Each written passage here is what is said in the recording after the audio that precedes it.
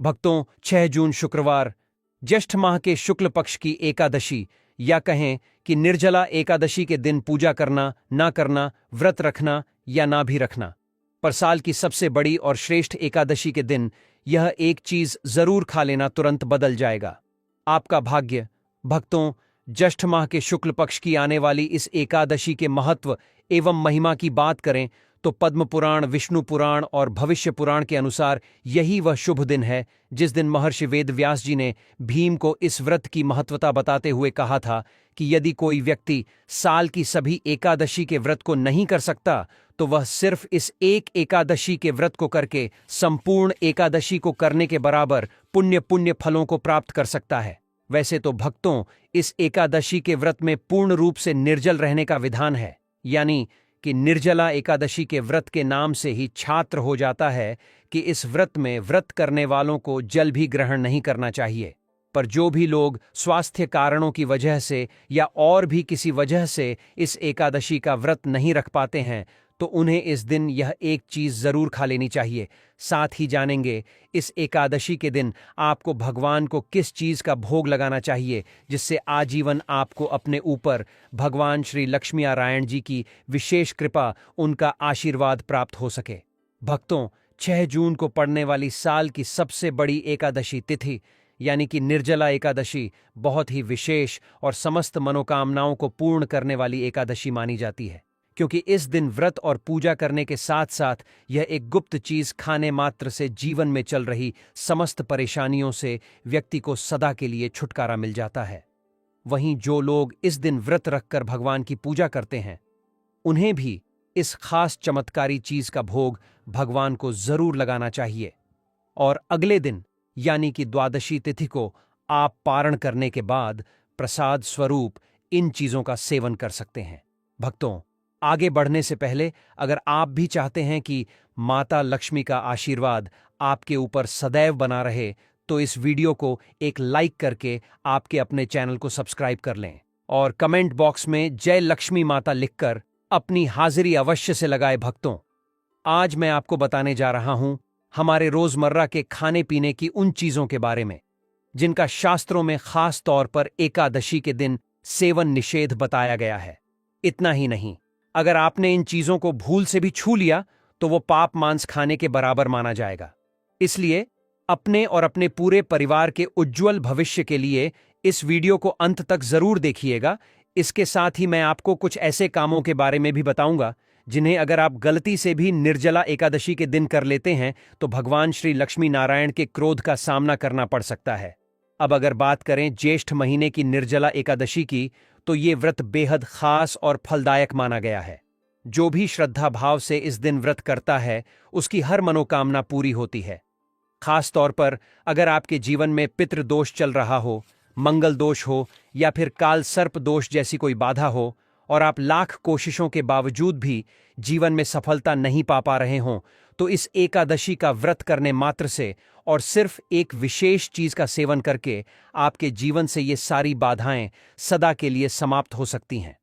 लेकिन भक्तों, इस बार का निर्जला एकादशी व्रत पहले की तुलना में कहीं ज्यादा कठिन होने वाला है, क्योंकि इस बार ये व्रत सिर्फ 12 घंटे का नहीं बल्कि पूरे 32 घंटे से भी ज्यादा समय तक चलेगा।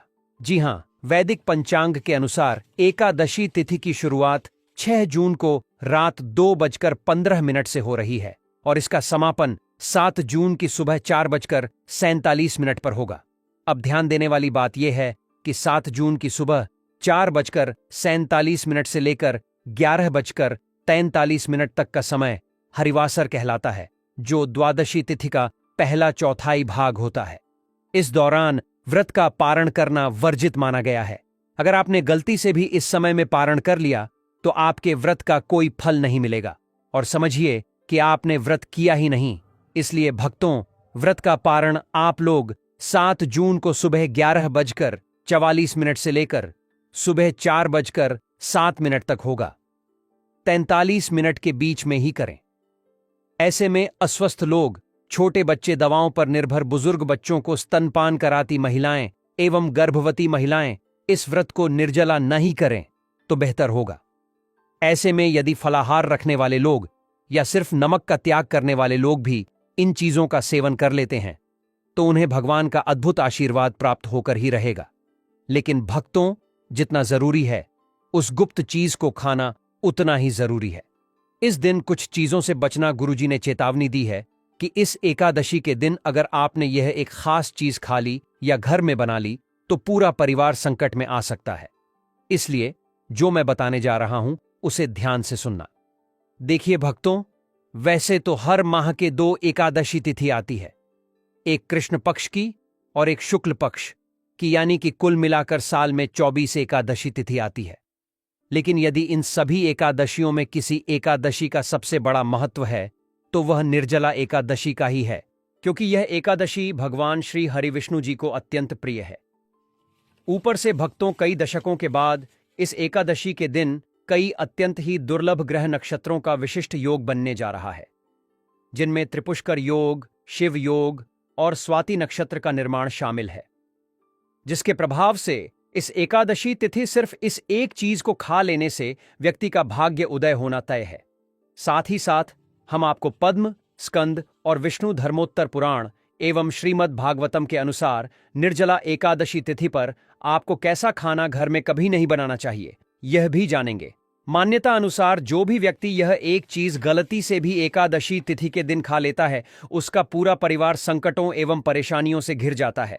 साथ ही जाने 6 जून शुक्रवार निर्जला एकादशी के दिन एवं 7 जून पारण पर आपको ऐसा क्या खाना चाहिए एवं भगवान को ऐसी कौन सी चीज का भोग आपको लगाना चाहिए जिससे कि आप पूरे साल स्वस्थ निरोगी जीवन जिए एवं आपके और आपके संपूर्ण परिवार के ऊपर भगवान लक्ष्मी नारायण जी की कृपा बनी रहे, माता लक्ष्मी जी की असीम कृपा आपको प्राप्त हो जाए। अब जानते हैं निर्जला एकादशी पर ऐसी क्या चीज है जो आपको जरूर खा लेनी चाहिए जिससे आपके जीवन में सभी चीजें आपके मन मुताबिक हों, आपके अनुकूल हो, पुत्र की प्राप्ति हो, संतान का मंगल हो, संतान के जीवन में कभी कोई परेशानी ना आए। इसलिए हर एक माता पिता को इस एक विशेष चीज का सेवन निर्जला एकादशी के दिन जरूर कर लेना चाहिए। साथ ही कुछ ऐसी चीजें भी हैं जो आपको घर में निर्जला एकादशी पर भूल कर भी नहीं बनानी चाहिए।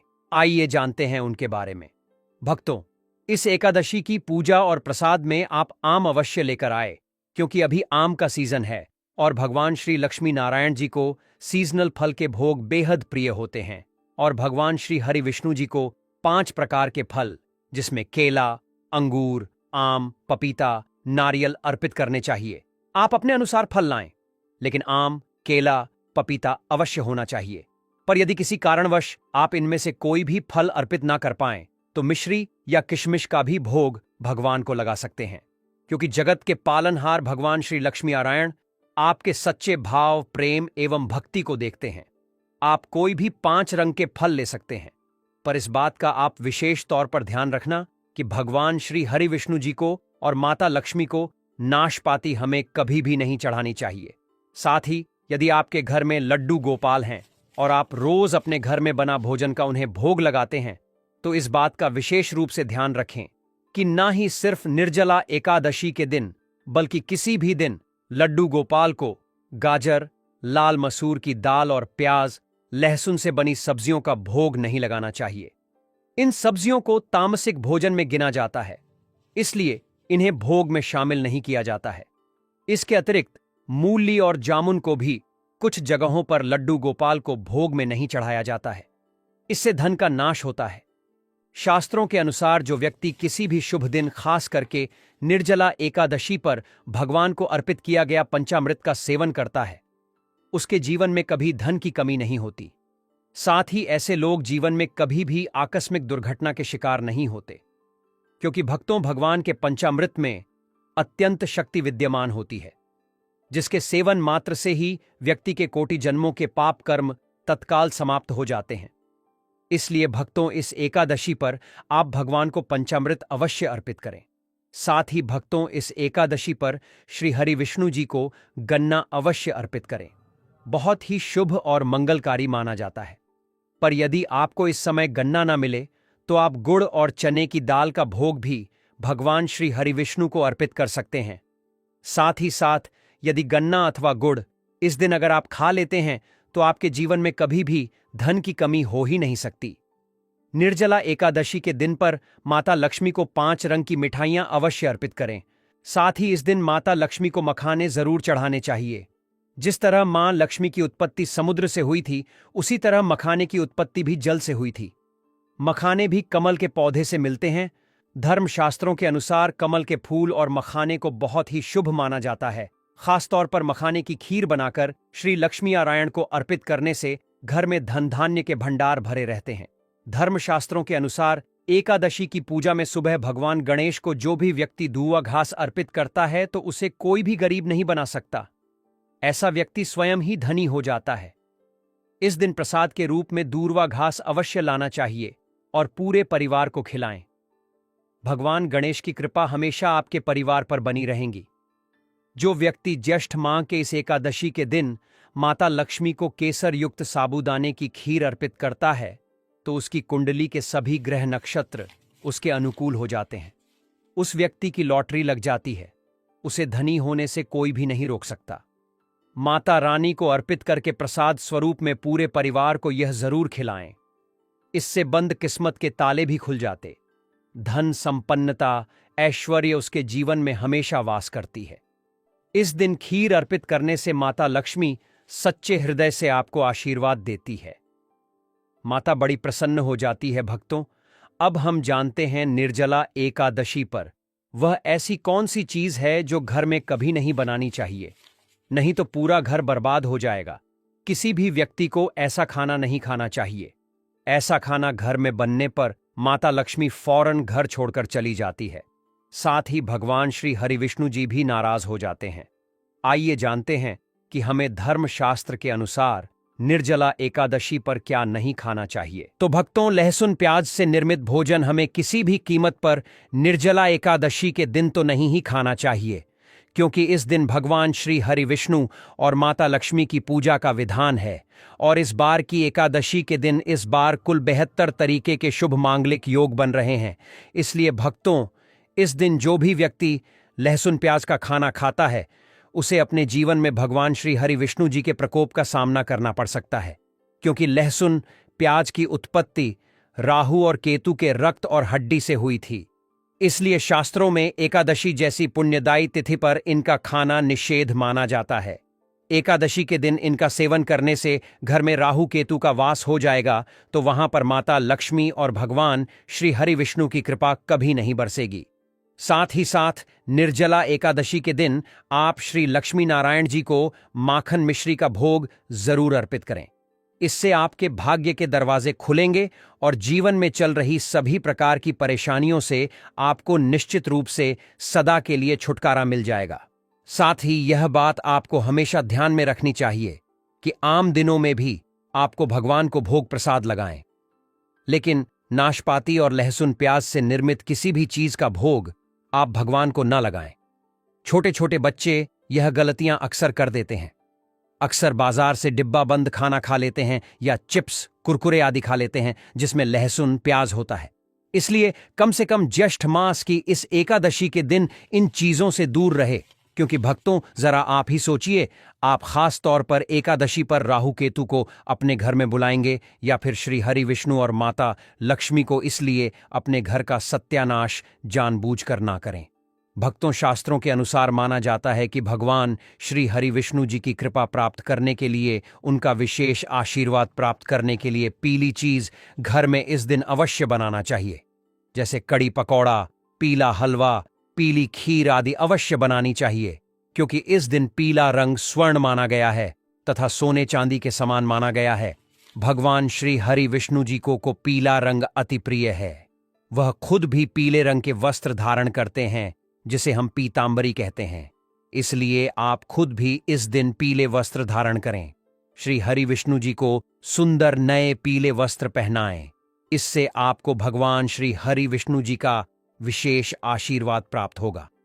भक्तों, माना जाता है कि वैशाख पूर्णिमा तिथि को हमें किसी से भी कर्ज नहीं लेना चाहिए। यदि हम पूर्णिमा तिथि के दिन ही किसी से कर्ज ले लेते हैं तो पूरे साल भर हमें कर्ज के बोझ तले रहना होगा। इसीलिए निर्जला एकादशी का त्योहार आप कर्ज मुक्त होकर ही मनाएं। साथ ही शास्त्रों में यह उल्लेख है कि माता लक्ष्मी उसी के घर में वास करती हैं जो सच्चे हृदय से माता रानी को बुलाता है। माता लक्ष्मी मात्र एक मिश्री के टुकड़े से भी प्रसन्न हो जाती है। बस आपके मन में सच्ची श्रद्धा होनी चाहिए। पूजा पाठ आप सच्चे हृदय से करेंगे तो आपके लिए चंद सिक्के स्वर्ण मुद्रा के समान है, और अगर मन से सच्ची श्रद्धा ना हो तो आपके करोड़ों रुपए भी बेकार है। माता लक्ष्मी सच्ची श्रद्धा की भूखी है, सच्चे प्यार की भूखी है, आपकी दौलत की नहीं। भगवान भी कहते हैं कि कर्ज लेकर धार्मिक तीर्थ यात्रा, धार्मिक पूजा अनुष्ठान, कोई भी पर्व त्योहार नहीं मनाना चाहिए। इससे उल्टा जीवन में दोष लगते हैं तो आपकी कोई भी मनोकामना हो, चाहे धन संबंधी हो, चाहे सेहत या संतान से जुड़ी हो, आपकी हर एक मनोकामना भगवान श्री हरि विष्णु पूर्ण कर देंगे। बस आपको सच्चे मन से उनसे प्रार्थना करनी है। चलिए भक्तों, अब हम जानते हैं कि निर्जला एकादशी के दिन आपको कौन सी गलतियां कभी नहीं करनी चाहिए। भक्तों जरा ध्यान दीजिए। गुरुजी का कहना है कि अगर कोई व्यक्ति एकादशी का पूरा और सच्चा फल पाना चाहता है तो उसे केवल एकादशी के दिन ही नहीं, बल्कि उससे एक दिन पहले दशमी तिथि से ही विशेष नियमों का पालन करना चाहिए। और ये नियम सिर्फ एकादशी तक ही नहीं, बल्कि द्वादशी तिथि तक जारी रहने चाहिए। दशमी के दिन से ही लहसुन और प्याज का त्याग करना जरूरी है।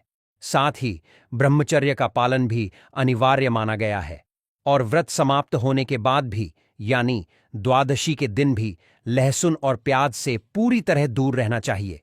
ये सिर्फ परहेज नहीं है, बल्कि ये एक तरह का आत्म संयम है जो व्रत की पवित्रता बनाए रखता है। अब एक और बहुत जरूरी बात, शास्त्रों में माना गया है कि एकादशी के दिन सारे पाप चावल में छिप जाते हैं। यानी अगर आपने इस दिन चावल खा लिए तो समझिए आपने खुद अपने हाथों से सारे पुण्य मिटा दिए। इसलिए न सिर्फ चावल खाना वर्जित है, बल्कि इस दिन उसे छूना तक मना है। यही नहीं, इस दिन किसी भी तरह की हरी साग सब्जियों का सेवन भी शास्त्रों में निषेध बताया गया है। तो भक्तों, अगर आप सच्चे मन से व्रत रखते हैं और इन सभी नियमों का पालन करते हैं तो न सिर्फ आपको एकादशी व्रत का संपूर्ण फल मिलेगा, बल्कि माता लक्ष्मी की विशेष कृपा भी आप पर बनी रहेगी। उनका आशीर्वाद आपके जीवन में सुख, शांति और समृद्धि भर देगा। भक्तों, यह तमाम जानकारी जन रुचि को ध्यान में रखकर दी जा रही है। वास्तुशास्त्र के उपाय को अपनी आस्था और विश्वास पर आजमाएं। हमारा चैनल इस वीडियो के द्वारा किसी भी प्रकार का कोई दावा नहीं करता है। आज की यह जानकारी अगर आपको पसंद आई हो तो इस वीडियो को एक लाइक करके आपके अपने चैनल को सब्सक्राइब कर लें और बेल नोटिफिकेशन को ऑल पर सेट जरूर करें। जय श्री राम।